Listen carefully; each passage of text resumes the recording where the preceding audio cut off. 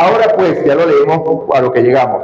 El punto principal de lo que venimos diciendo es que tenemos tal sumo sacerdote, el cual se sentó a la diestra del trono de la majestad en los cielos. Vamos a ver algo interesante.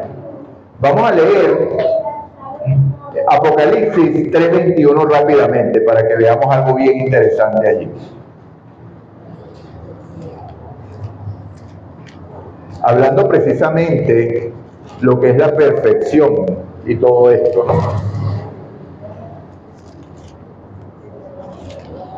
Apocalipsis 3, creo que versículo 21, déjame ver, rapidito, se me fue. Fíjense, hablando en el contexto de cuál iglesia. Apocalipsis 3:21, ¿a qué iglesia le está hablando? ¿Y quién es la Odisea? Nosotros, ¿cierto? Y entonces dice, nosotros tenemos cierta debilidad. De todas las iglesias, Dios le da un atributo. A la Odisea no le da ninguno. Le dice, eres tibio.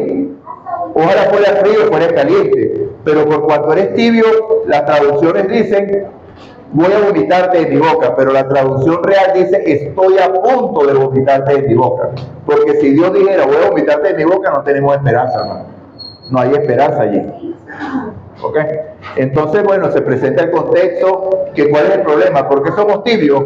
Porque hay orgullo espiritual. Yo he puesto aquí y empecé la locución o introduje el estudio de hoy diciendo que la iglesia adventista el séptimo día es la única que estudia el santuario. Y eso puede hacer que nosotros hinchemos el pecho. Nosotros lo sabemos. Entonces, por eso que dice que somos ricos, creemos que somos ricos, pero realmente no sabemos que somos pobres, desventurados, ciegos y desnudos. Es lo que dice la Biblia, ¿sí o no? Nos está exponiendo nuestra condición y nos da las recomendaciones, que es lo más bonito. Por tanto, te recomiendo que compres de mí oro refinado en fuego para que seas rico, vestiduras blancas y no se descubra la vergüenza de tu desnudez, y colirio para que veas. Después dice, ¿por qué es que estamos en ese estado? Que es el famoso Apocalipsis 3:20, he aquí yo estoy a la puerta y llamo.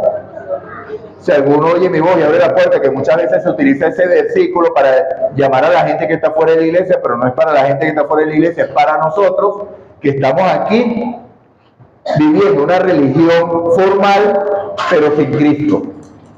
Y entonces Cristo nos dice, he aquí, yo estoy a la puerta y llamo. Si alguno oye mi voz y abre la puerta, entraré a él, cenaré con él y él conmigo. Y en este versículo 21, al cual los traje, es donde dice lo maravilloso.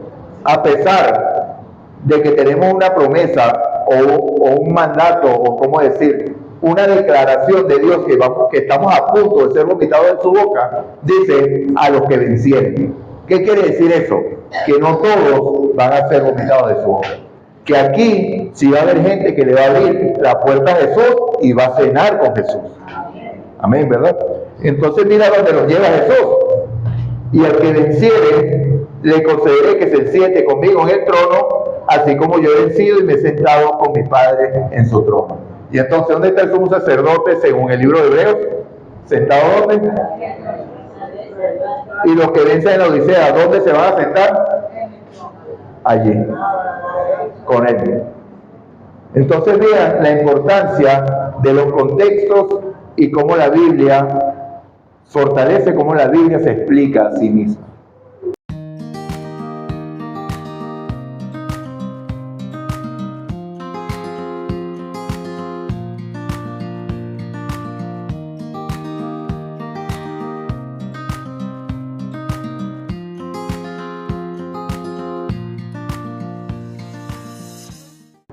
Entonces es Hebreos capítulo 8, 1 y 2. Y dice así, ahora bien, el punto principal de lo que venimos diciendo es que tenemos tal sumo sacerdote que se sentó a la diestra del trono de la majestad en los cielos. Él es ministro del santuario de aquel verdadero tabernáculo que levantó el Señor y no el hombre. Este es el punto central de Hebreo y vemos cómo el autor lo escribe sin reparos. El punto principal del libro de Hebreos es que tenemos un tal sumo sacerdote que está ¿dónde? Sentado a la diestra de la majestad en los cielos. Y entonces, en torno a ese punto central es que él desarrolla toda la teología en el libro. Entonces, bueno, un breve resumen. Capítulo 1, ¿quién nos está hablando? ¿Por medio de quién nos está hablando? Capítulo 2, ¿por qué utilizó a Cristo y qué naturaleza tuvo Cristo?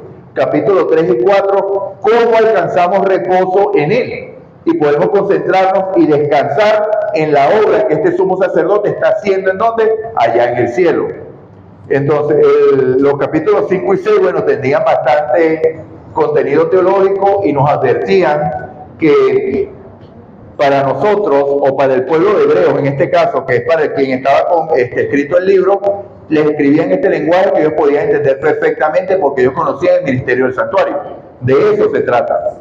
Porque sumo sacerdote y todo eso únicamente se habla ¿en dónde? En el santuario. Y entonces, ¿quién es la única iglesia que tiene el santuario como parte de su teología? ¿Cuál es la única iglesia? Los adventistas del séptimo día. Ninguna otra utiliza el tema del santuario en su teología. El sábado en muchas otras. ¿Qué decir? Del Espíritu Santo y todas esas cosas en muchas otras. Pero el santuario únicamente está aquí. ¿Qué quiere decir eso? Los únicos, hermanos, que tenemos la capacidad de entender a profundidad este libro, estamos sentados acá.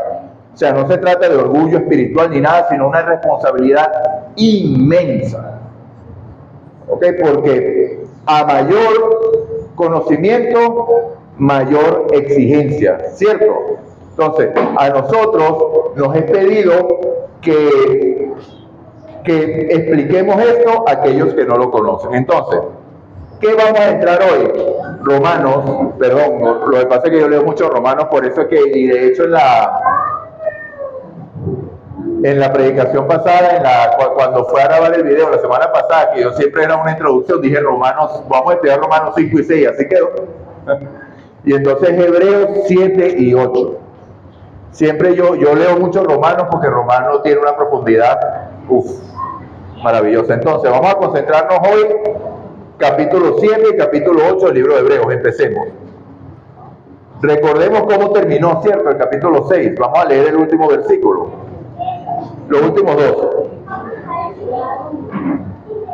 Capítulo 6, 18. Para que por dos cosas notables, en las cuales es imposible que Dios mienta, tengamos un fortísimo consuelo, lo que hemos acudido para asirnos de la esperanza puesta delante de nosotros. De nosotros. Ok. La cual tenemos como segura, firme ancla del alma y que penetra hasta dentro del velo, que decíamos el sábado pasado, fíjense hacia donde nos metió ya el Señor, al lugar santísimo del santuario celestial, donde Jesús entró por nosotros como precursor, y aquí dice, hecho sumo sacerdote para siempre, según el orden de Melquisedec. Y fíjense el título que tiene el capítulo del día de hoy.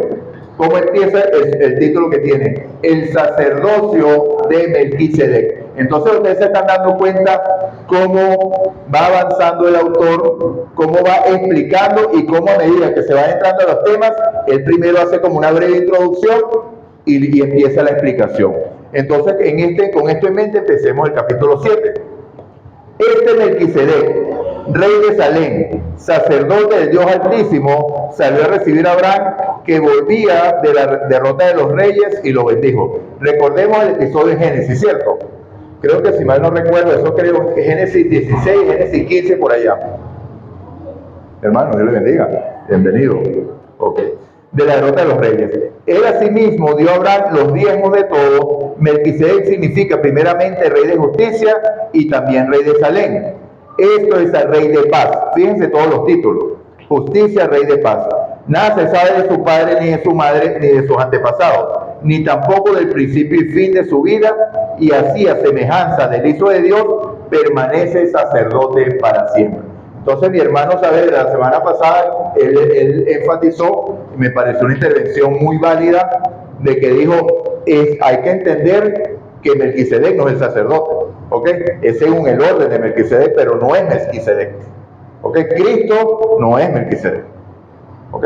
Ese es el orden. ¿Por qué? Porque vemos que este episodio de Melquisedec se inicia ahí en la Biblia, simplemente lo nombra. Abraham lo reconocía como alguien grande. ¿Por qué? Porque él se presentó ante Abraham. ¿Y quién es Abraham? En el contexto de la iglesia, el padre de la fe. Y Abraham llegó y le dio los diezmos. Y esto responde a una pregunta, hermanos, que no sé si lo comenté la semana pasada, creo que sí, y si no, bueno, aprovecho y la hago, de que muchos dicen que según la ley el diezmo era en el Antiguo Testamento. ¿Cierto? Que en el Nuevo Testamento ya el diezmo no es válido, porque eso era en granos, etcétera, etcétera, etcétera, todas las cosas que dicen. Pero vemos que aún aquí, cuando Abraham le dio los diezmos a Melquisedec, aún no había sido dada la ley, ni se vislumbraba el Sinaí siquiera. Y ya Abraham le dio los diezmos. Entonces, ¿cuándo se establecieron los diezmos? Allá. Y según el orden de Melquisedec, ¿y quién es y Cristo está ejerciendo como sumo sacerdote de qué? Según el orden de Melquisedec. Entonces es lícito, se conforme a las Escrituras, el diezmo el día de hoy. O sea, no hay ninguna duda, no tenemos que dudar absolutamente nada, sino cumplir de corazón con lo que sabemos que es de Dios. Sabemos que es nuestro en este mundo, hermanos. Nada. Absolutamente nada. Entonces, si Dios nada más nos pide un 10%, vamos a poner pero. Gloria a Dios. Amén. Recuerde, diezmo y ofrenda. Entonces, él asimismo dio Abraham los diezmos de todo. Melquisedec significa primeramente rey de justicia, también rey de Salem. Esto es rey de paz. Nada se sabe de su padre, ni de su madre, ni de sus antepasados, ni tampoco del principio ni el fin. Y entonces hace la comparación con el Hijo de Dios, que permanece sacerdote para siempre. Porque sabemos que Cristo es ¿quién? Ajá, ¿y es quién? Cristo es Dios, sin principio y sin fin. ¿Cierto? ¿O tenemos dudas de eso? Nadie, ¿verdad? Ok. Considera pues, versículo 4, cuán grande era este, a quien aún Abraham el patriarca dio diezmos del botín. Fíjense. Ciertamente los que de entre los hijos de Leví reciben el sacerdocio tienen mandamiento de tomar del pueblo los diezmos según la ley, es decir, de sus hermanos, aunque estos también sean descendientes de Abraham. Pero aquel cuya genealogía no es contada de entre ellos, tomó de Abraham los diezmos y bendijo al que tenía las promesas. Bendijo al que tenía las promesas. ¿Quién tenía las promesas? Abraham. Porque a él fueron dadas las promesas que por medio de él serían benditas todas las naciones de la tierra. Ok, ¿verdad? Ah. Ok.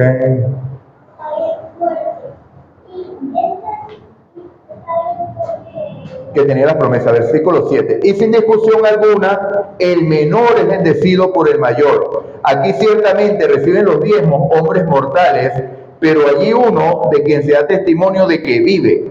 Por decirlo así, en Abraham pagó el diezmo también Leví, que recibe los diezmos, porque aún estaba en las entrañas de su padre cuando Melquisedec le salió al encuentro. Si entendemos lo que quiere decir allí, parece un juego de palabras, ¿cierto? ¿Es fácil de entender esa parte? ¿Qué es lo que básicamente está escribiendo el autor de Hebreos allí, o está tratando de explicar el autor de Hebreos allí? ¿Qué creen ustedes?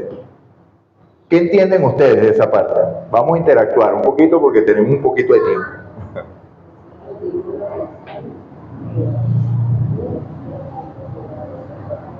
O sea, en Abraham ya habitaba Leví, y Leví era el cual iba a entregar los diezmos, pero Abraham reconoció como mayor a Melquisedec y le dio los diezmos a Melquisedec. Entonces, ¿qué quiere decir? Que el mismo Leví ofrendó o diezmó a Melquisedec.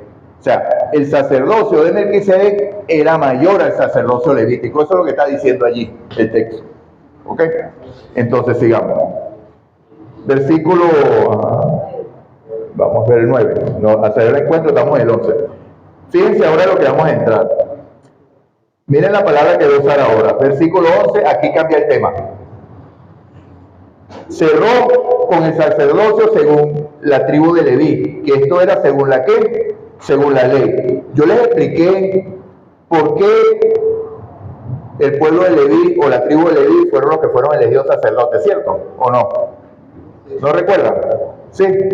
Ok. ¿Se lo repito? ¿Sí? Ok. Fíjense, cuando el pueblo de Israel llegó al Sinaí, Dios le dice, estamos hablando del contexto de Éxodo 19, Éxodo 19, versículo 5, Éxodo capítulo 19, versículo 5. Vieron como los traje alas de águila y como los he traído hasta mí. Si dieren oído a mi voz y guardaren mi pacto, seréis mi especial tesoro y seréis todo el pueblo un reino de sacerdotes. El Dios nos dijo, y dejaré a la tribu de Leví como pueblo de sacerdotes. ¿Quién iba a ser sacerdote? Todo el pueblo de Israel, todos. ¿Pero qué sucedió? Bueno, primeramente la mayor catástrofe que ellos le respondieron, todo lo que tú digas haremos, cuando él dijo, oiga, eso es lo primero, ¿no? Que hay que destacar allí. Entonces, acto seguido, ellos prometieron una obediencia que no iban a ser capaces de cumplir, porque ¿quién puede obedecer a punta de esfuerzo? Levante la mano. Nadie. Entonces ellos se prometieron, Moisés se quedó, cuando bajó, ¿cómo consiguió al pueblo? Idolatrando un becerro de oro. Llegó Moisés, rompió las tablas, ¿por qué? Porque el pacto había sido, ¿qué? Roto. Pero una sola tribu no participó de esa idolatría, que fue la tribu de Leví. Por eso es que la tribu de Leví quedó constituida como la tribu que se encargó del sacerdocio, que Dios se le encargó. Nada más por ese motivo fue. Y fueron ellos mismos los que Dios encargó por medio de Moisés de hacer justicia, y ese día murieron 3.000 personas, tanto hebreos, bueno, no sé si solamente hebreos y la tribu mixta, porque recordemos que de Egipto no salieron nada más israelitas, sino que salió una ¿qué? Tribu mixta, ¿right? Entonces, bueno, seguimos. Entonces, en el versículo 11 se cambia el mensaje ya. Dice, si pues la perfección fuera por el sacerdocio levítico, bajo el cual recibió el pueblo la ley, ¿qué necesidad habría aún de levantar otro sacerdote según el orden de Melquisedec y que fuera llamado según y que no fuera llamado según el orden de Aarón? ¿Cuál es la palabra clave de este versículo? Vamos a leerlo otra vez. ¿Qué palabra distinta encuentran allí en el versículo 11? ¿Qué palabra no habían nombrado anteriormente en la historia que estamos leyendo o en el libro de Hebreos?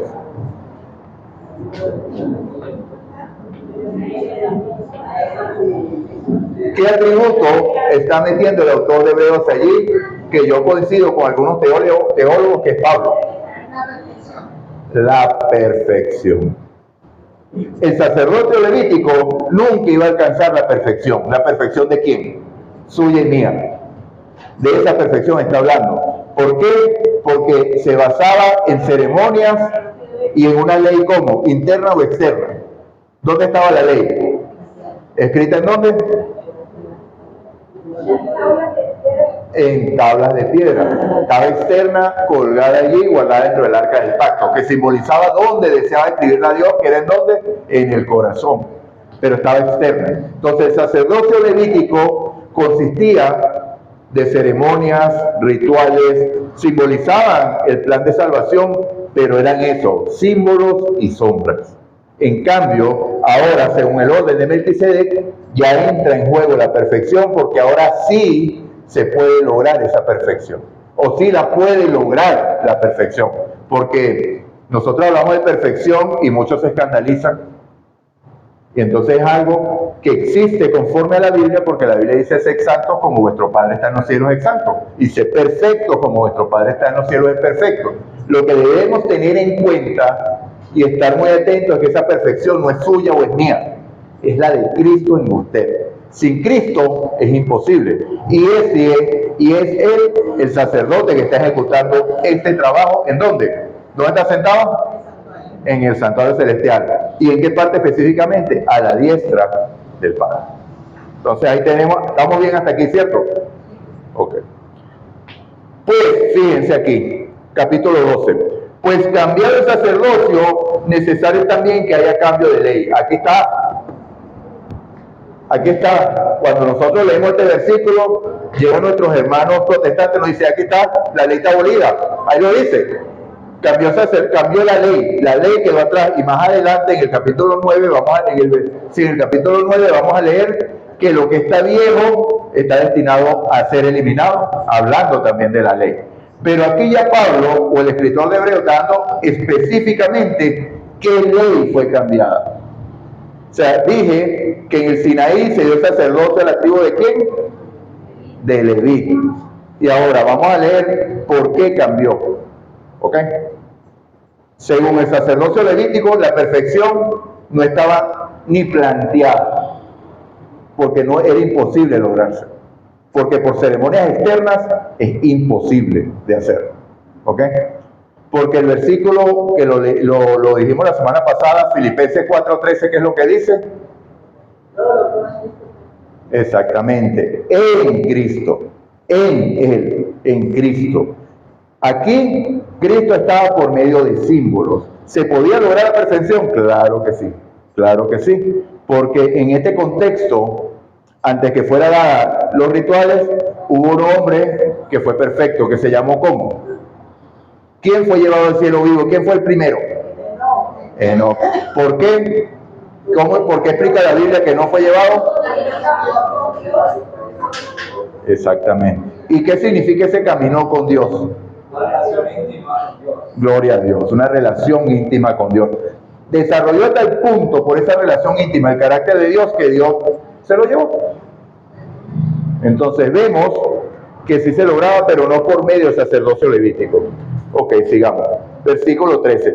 Aquel de quien se dice, esto es de otra tribu, de cual nadie sirvió al altar, porque sabido es que nuestro Señor vino de la tribu ¿de qué tribu vino Jesús? De Judá, la cual nada se habló Moisés tocante al sacerdocio. Entonces, no había razón de ser, según la ley, para que Cristo fuera sacerdote, porque ni siquiera era la tribu designada para eso. Okay. Y entonces seguimos. Y esto es aún más evidente si a semejante de Melquisedec se levanta un sacerdote distinto. Recordemos los símbolos que vimos la semana pasada. Aparte de que Melquisedec no tiene principio ni fin, ¿qué fue lo que recibió Abraham cuando Abraham llegó ante él? ¿Con qué se presentó Melquisedec? ¿Sí recuerdan? Dos símbolos, pan y vino. Y entonces ya eso simbolizaba lo que venía en el pacto eterno, porque recordemos que ya eso lo hemos estudiado y lo podemos estudiar después más adelante nuevamente. Ok, seguimos. El 16. No constituido conforme a la ley meramente humana, sino según el poder de una vida indestructible, pues se da testimonio de él. Tú eres sacerdote para siempre, según el orden de Melquisedec. Queda pues abrogado el mandamiento anterior a causa de su debilidad e ineficacia. Versículo 19. Pues la ley nada perfeccionó. Pregunto, ¿tenía la ley por objeto perfeccionar algo? ¿Cuál es el objetivo de la ley? Exactamente. Y voy con el ejemplo trillado aquí del espejo, ¿cierto? O sea, cuando nosotros nos vemos en el espejo, si yo veo que tengo la cara sucia, y entonces llego y decido y tiro el espejo al piso, o le digo al espejo, espejo, límpiame la cara. Entonces la ley es eso, simplemente me muestra la condición en la que está quién. ¿Quién está en una condición de pecado? Gloria a Dios, yo. O sea, cuando nosotros vemos esa ley, vemos que estamos en condición de pecado. Y hoy más aún, porque la ley está escrita ¿en dónde? Y entonces, ¿quién nos acusa? El Espíritu Santo, ¿por medio de qué? De nuestra conciencia. El Espíritu Santo nos indica en dónde estamos caminando, qué es lo que vamos a hacer, qué es lo que no vamos a hacer. ¿Para qué? Para andar en obediencia con el Señor. Entonces dice, la ley nada perfeccionó y se introduce una mejor esperanza por la cual nos acercamos a Dios. Y entonces, fíjense, si la ley nada perfeccionó y se introduce una mejor esperanza, ¿qué ventana se está abriendo aquí? Que ahora es posible que, si la ley no podía perfeccionar y ahora hay una mejor esperanza, ¿qué ventana está abriéndose aquí? La gracia que puede lograr la ¿qué? La perfección. ¿Ok? Eso está explícito aquí. implícito, perdón. Y esto no fue hecho sin juramento, para ver, nada perfeccionó, y se introduce una mejor esperanza por la cual nos acercamos a Dios. Recordemos, acerquémonos puestos al trono de la gracia, al trono de Dios para alcanzar gracia y oportuno socorro, ¿cierto? Versículo 20, y esto no fue hecho sin juramento, porque los otros, ciertamente sin juramento, fueron hechos sacerdotes, pero este, con el juramento del que le dijo, juró el Señor y no se arrepentirá, tú eres sacerdote para siempre según el orden de Melquisedec. Esto lo está diciendo ¿quién?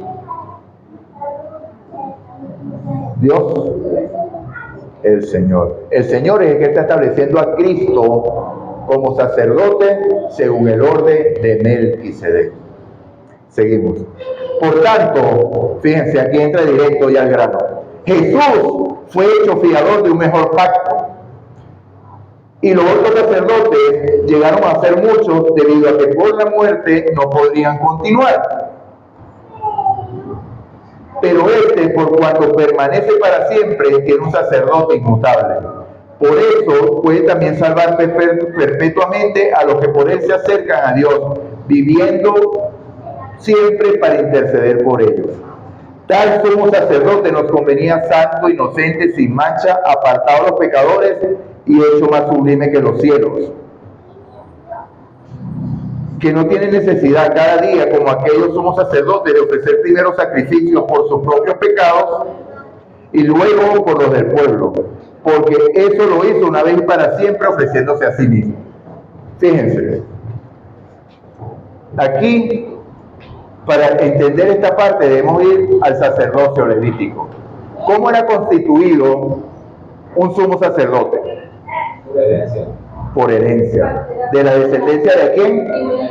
De Leví, pero exclusivamente hijo de Aarón.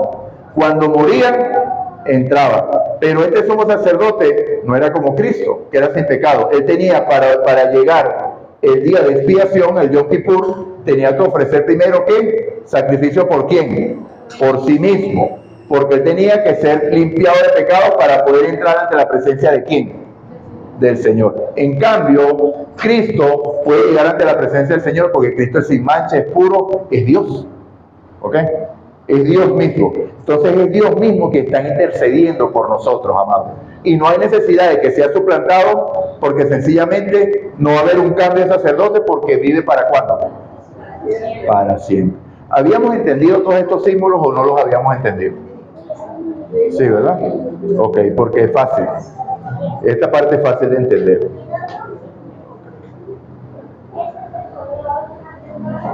Versículo 28. La ley constituye sumo sacerdote a hombres débiles, pero la palabra juramento posterior a la ley constituye al Hijo hecho perfecto para siempre. Ahora entramos en el versículo central, capítulo 8. Ahora entramos en la parte central. Entonces vemos ahora el viaje que hemos hecho con el autor de Hebreos.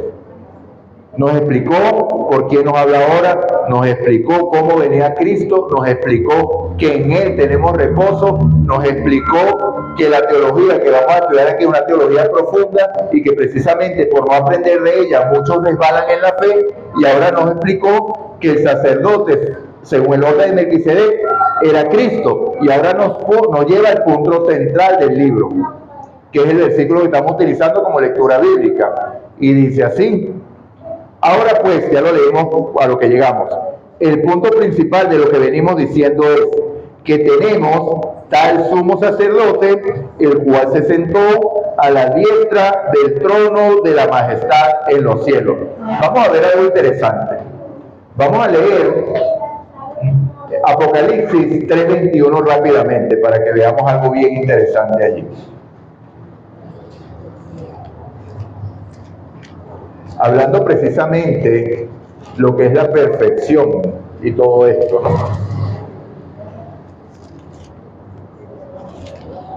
Apocalipsis 3, creo que versículo 21, déjame ver, rapidito.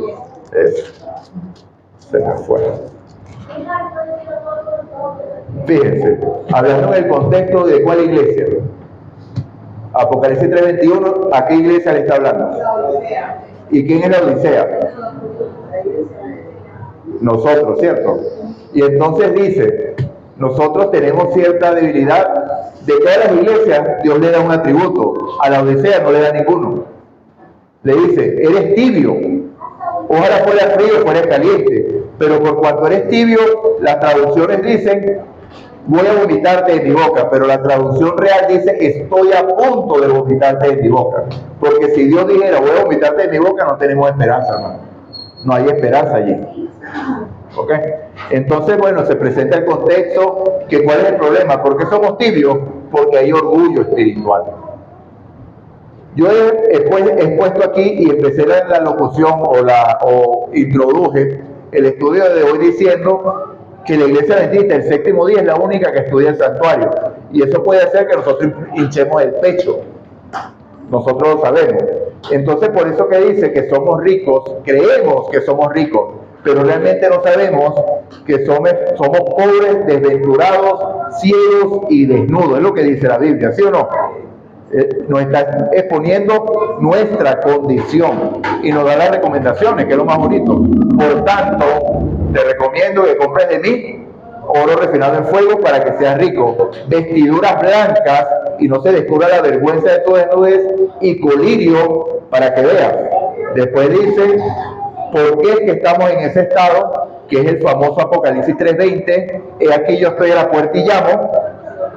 Si alguno oye mi voz y abre la puerta, que muchas veces se utiliza ese versículo para llamar a la gente que está fuera de la iglesia, pero no es para la gente que está fuera de la iglesia, es para nosotros que estamos aquí viviendo una religión formal, pero sin Cristo.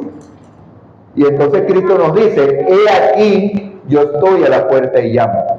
Si alguno oye mi voz y abre la puerta, entraré a él, cenaré con él y él conmigo. Y en este versículo 21, al cual los traje, es donde dice lo maravilloso.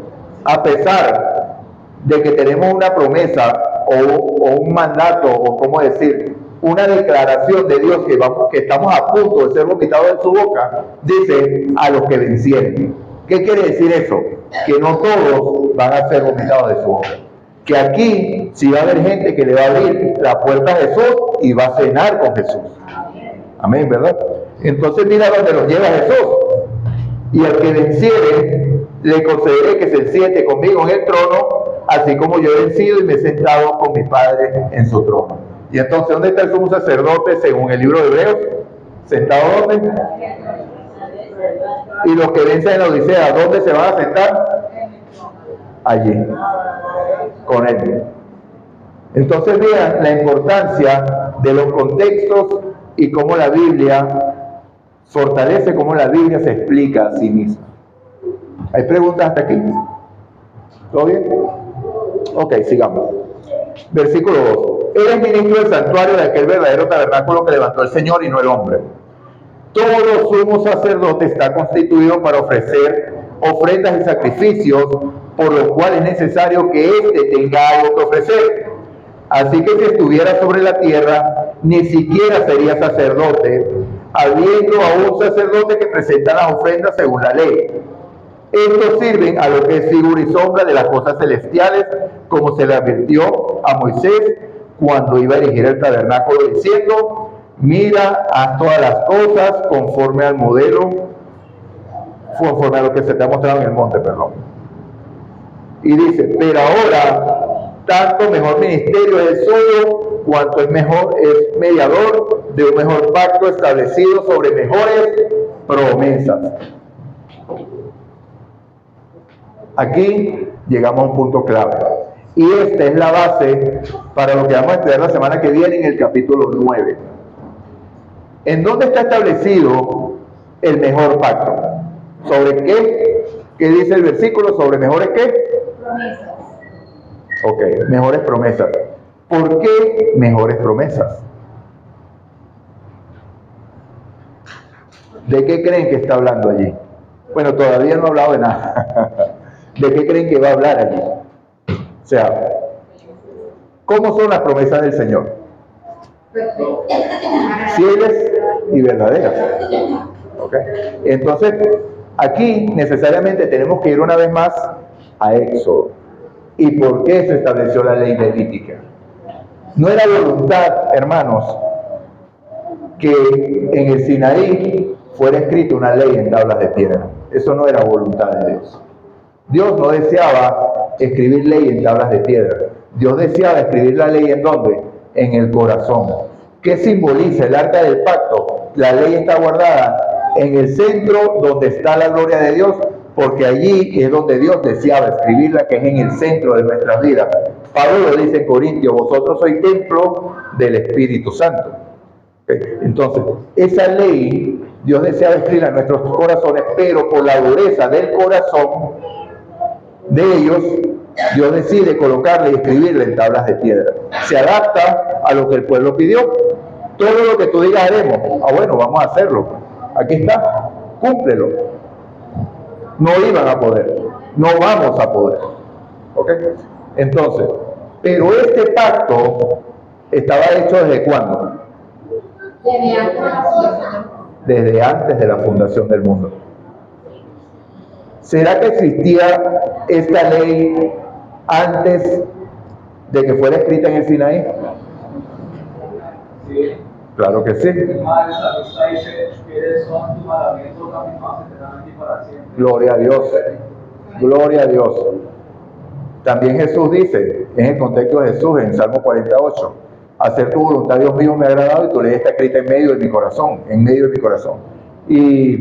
Pero podemos buscar por lo menos un versículo, que es el que me llega ahorita a la memoria, que es en Génesis 39, que es cuando la mujer de Potifar está acosando sexualmente a José, y entonces José le dice: ¿cómo haría este gran mal y pecaría contra Dios?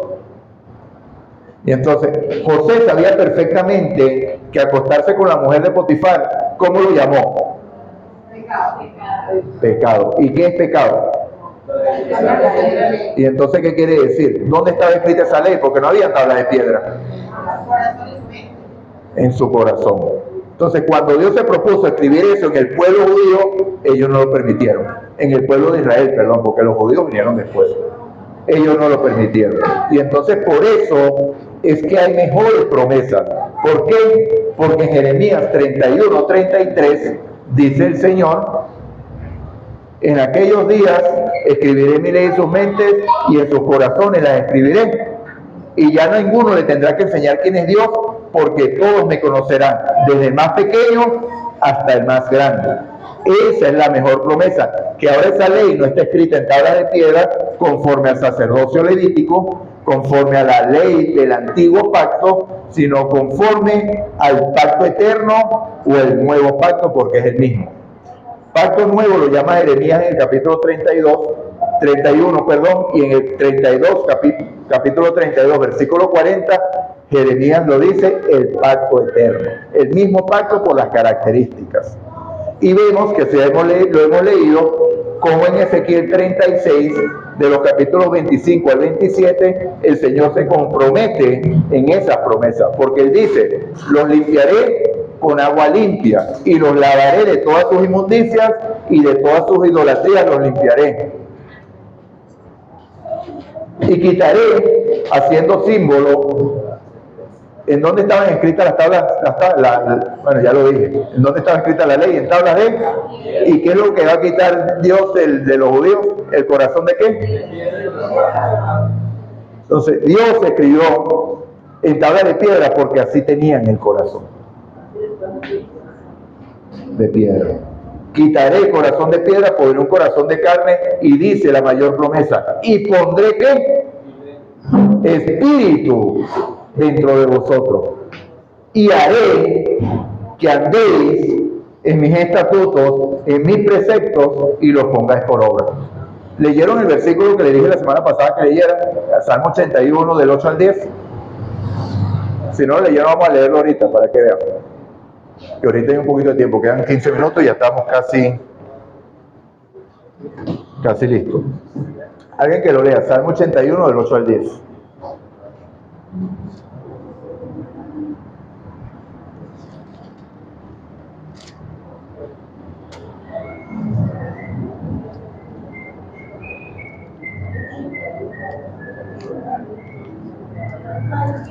Del 8 al 10.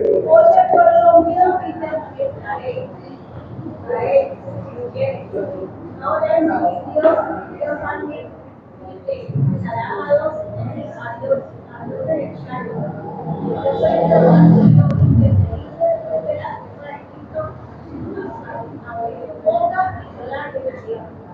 Amén, ¿verdad?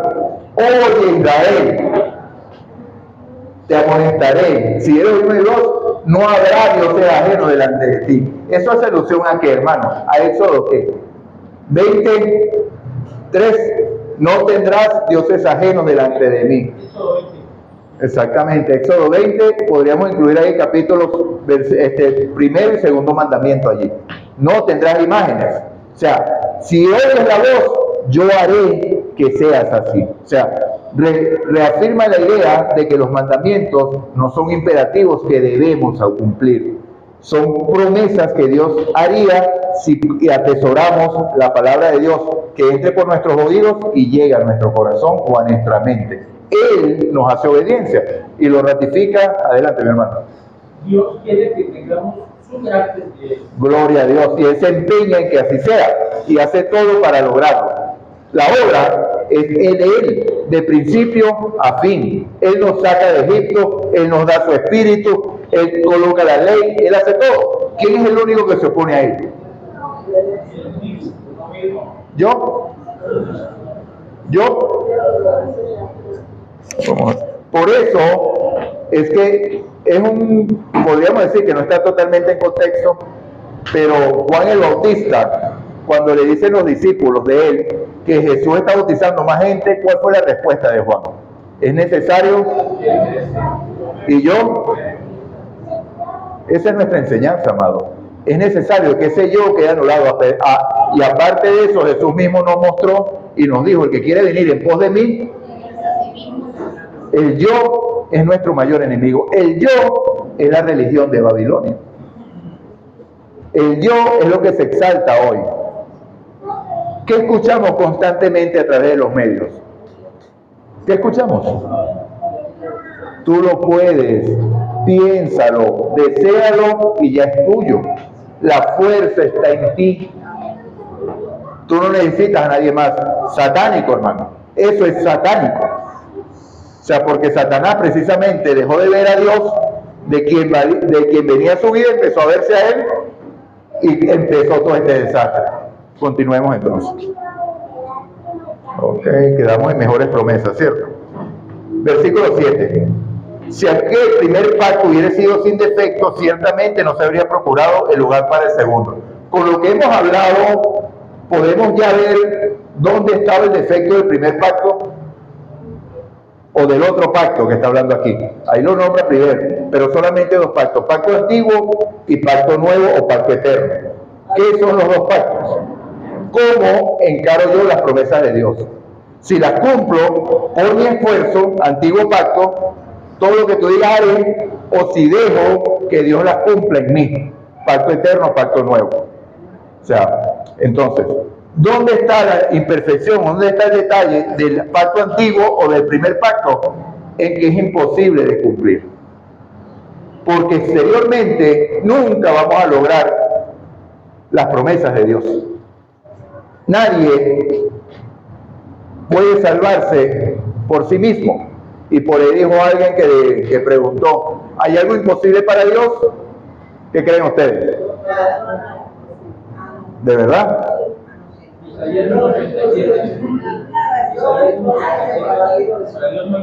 ¿Y puede Dios salvar a alguien que no quiera ser salvado? Exacto. Entonces no es imposible, pero nunca va a violar la voluntad de nadie. ¿Ok? Nadie va a entrar al cielo obligado. ¿Ven? Entonces, hermano, ¿dónde está la parte que diga si aquel primer pacto hubiera sido sin defecto? ¿Dónde está el defecto? Que el hombre lo quiso aplicar a sí mismo. Yo haré y yo obtendré. ¿Dónde se generó ese pensamiento, hermano? En Satanás primeramente, ¿cierto? Pero ¿dónde se manifestó en la Biblia? En la Torre de Babel. Hagamos una torre y hagámonos un nombre. Cuando Dios había dado una promesa manifestada por medio del arco iris, que no iba a ser la de tierra destruida más nunca por un medio de ¿qué? De un diluvio, ¿cierto? Pero ellos dijeron: yo no le creo a Dios. Vamos a hacer esa torre y hagámonos un nombre y concentrémonos aquí. Y entonces ahí es donde está la imperfección del primer pacto, porque era imposible de cumplir. Pues reprendiéndolo dice, vienen días, dice el Señor, en que estableceré, aquí está lo mismo de Jeremías 31-33, con la casa de Israel y la casa de Judá, un nuevo pacto. Las palabras son textuales. Si quiere lo busque, alguien busque Jeremías 31 al 33, por favor. Uno solo y lo lee. Búsquelo uno solo. Y ahorita lo comparamos. 31, capítulo 31, versículos 31 al 33. Y dice así. Ajá. Vienen días, dice Jehová, en los cuales haré un nuevo pacto con la casa de Israel y con la casa de Judá. No como el pacto que hice con sus padres el día en que tomé mano para sacarlos de la tierra de Egipto, que ellos invalidaron sus padres, y yo un marido para ellos, dice Jehová. Pero este es el pacto que haré con la casa de Israel después de aquellos días, dice Jehová. Pondré mi ley en su mente y la escribiré en sus corazones. Yo seré su Dios y ellos serán su pueblo. Adelante. Siga. Y no enseñarán más a mis prójimos ni ninguno a su hermano diciendo, conoce a Jehová, porque todos me conocerán, desde el más pequeño de ellos hasta el más grande, dice Jehová, porque perdonaré la maldad de ellos y no me acordaré más de sus pecados. Ok, amén, hasta allí. Fíjense aquí. No sé quiénes estaban leyendo hebreo mientras la hermana leía Jeremías.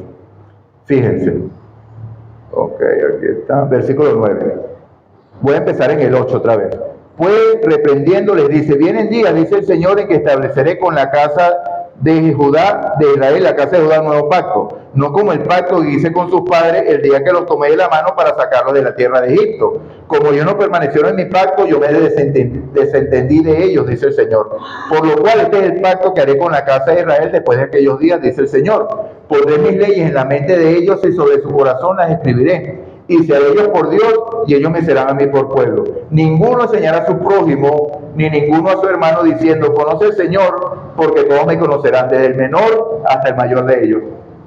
¿Lo mismo, sí o no? Sí. Tal cual, textual. Y entonces, ¿cuáles son las mejores promesas? ¿Cuál es la mejor promesa en el nuevo pacto? Que Dios escribirá su ley en el corazón y en la mente. Y eso hará posible que se logre la perfección que el antiguo pacto no pudo lograr. Porque Él está comprometido a lograrlo en usted. Voy a culminar con el versículo de Ezequiel 36, pero lo voy a leer desde el versículo 22 para que veamos. Y culminando el libro de Hebreos hoy, el versículo 13 dice, aquí es la parte, y con esto vamos a empezar el capítulo de la semana que viene. Al decir nuevo pacto se da por viejo el primero, lo que se da por viejo se envejece y está próximo a desaparecer. Aquí es donde más se afianzan nuestros hermanos para decir, ahí dice que la ley está abolida. Viejo pacto, eso ya no sirve para nada. Envejeció, deseche. No es lo que está diciendo eso. Está hablando específicamente del sacerdocio, ¿según qué orden? ¿De qué? Pero ¿cuál es el sacerdocio que quedó eliminado? ¿Según el orden de? El que era según la ley de Leví. Eso es lo que quedó en desuso, porque hoy tenemos un mejor sumo sacerdote. Ezequiel 36, vamos todos a Ezequiel 36 para culminar. Quedan 5 minuticos y ya ahí estamos terminando.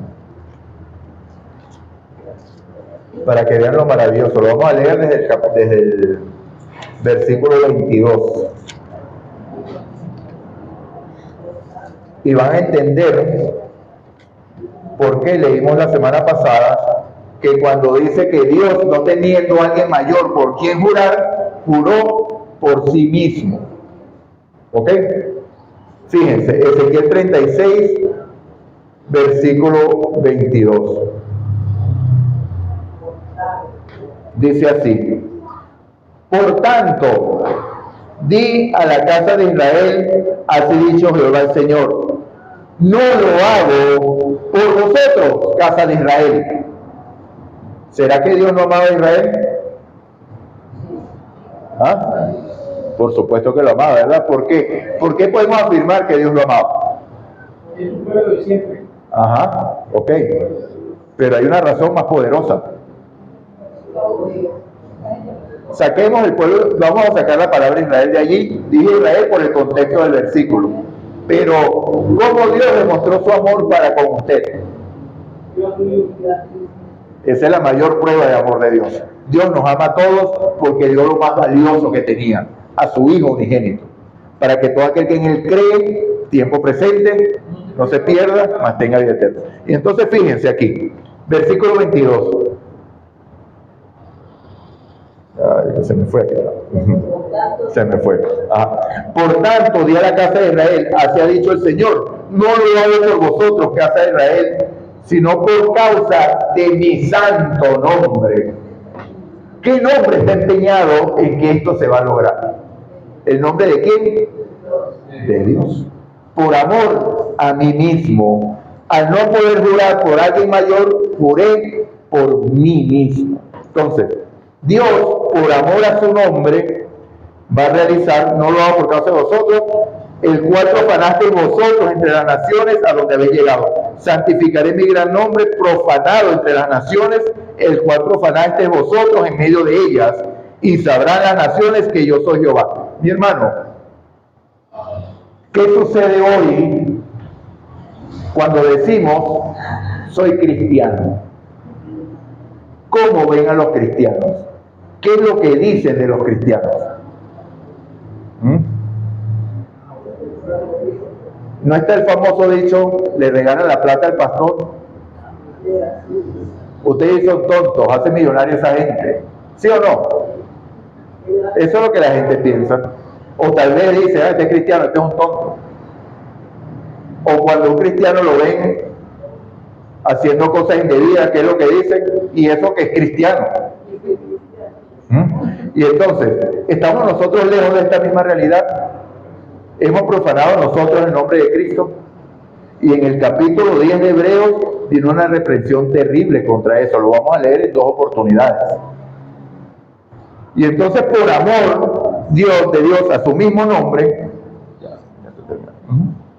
ok, dice, estamos terminando ya, santificaré mi gran nombre, profanado entre las naciones, el cual profanaste vosotros en medio de ellas, y sabrán las naciones que yo soy Jehová. Bueno, dice el Señor, cuando sea santificado en vosotros delante de sus ojos. Yo os tomaré de las naciones y os recogeré de todos los países y os traeré a vuestro país. Y aquí está la acción específica que hará en su pueblo, por amor a su nombre, no solamente por reivindicarnos a nosotros. O sea que la reivindicación del nombre de Dios está empeñado porque Él reivindicará su nombre, pero lo hará por medio de ¿quiénes? De su pueblo. Lo está diciendo aquí. Versículo 25, esparciré sobre vosotros agua limpia y seréis purificados de todas vuestras impurezas y de vuestros ídolos os limpiaré. Os daré un corazón nuevo y pondré un espíritu nuevo entre vosotros. Quitaré de vosotros el corazón de piedra y daré un corazón de carne. Pondré dentro de vosotros mi espíritu y haré que andéis en mis estatutos y que guardéis mis preceptos y los pongáis por obra. Entonces, amados, entendimos Hebreos 7 y 8. ¿Sí? ¿Alguna duda? Bueno, entonces, oremos para culminar junto a Dios. Los que puedan arrodillarse, arrodíllense. Los que no, se continúan de pie o inclinen sus rostros. Padre nuestro que estás en el cielo, alabado, glorificado y honrado sea tu nombre por la eternidad. Oh Señor Dios, en este momento nos unimos a las huestes universales y angelicales que te adoran en tu día sábado, porque tú eres el creador de todas las cosas. La honra, la gloria y el poder te pertenecen solo a ti, porque tú creaste todas las cosas, por tu voluntad existen y fueron creadas. Así que, oh Padre, te damos las gracias por este día, gracias por habernos traído acá a tu casa, gracias porque tu Espíritu puso en nosotros el querer y el hacer por tu buena voluntad, y gracias por tu palabra, Señor. Gracias porque hoy Cristo es sacerdote según el orden de Melquisedec y está intercediendo por cada uno de nosotros. Hoy haciendo una obra especial de purificación de los pecados en nuestros corazones, tratando de llevar o llevando a cabo, no tratando porque para ti nada es imposible, llevando a cabo la perfección en Él. Él limpiará, Él quitará, tú pondrás Espíritu en nosotros y nosotros andaremos en tus estatutos, preceptos y los pongamos en obra para la gloria de tu nombre. Perdona nuestros pecados, oh Dios, perdona nuestra incredulidad, perdona porque como pueblo hemos pecado, oh Dios, hemos dejado tus ordenanzas, tus preceptos, tus mandamientos y hemos seguido tradiciones de hombre. Por eso nos humillamos delante de ti y nos colocamos en tus manos para que tú termines esa obra que iniciaste en este tu pueblo, Señor.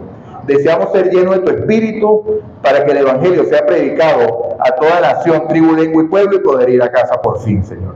Gracias te damos, oh Dios, en el nombre de Jesús. Amén y amén. Dios nos bendiga, hermanos.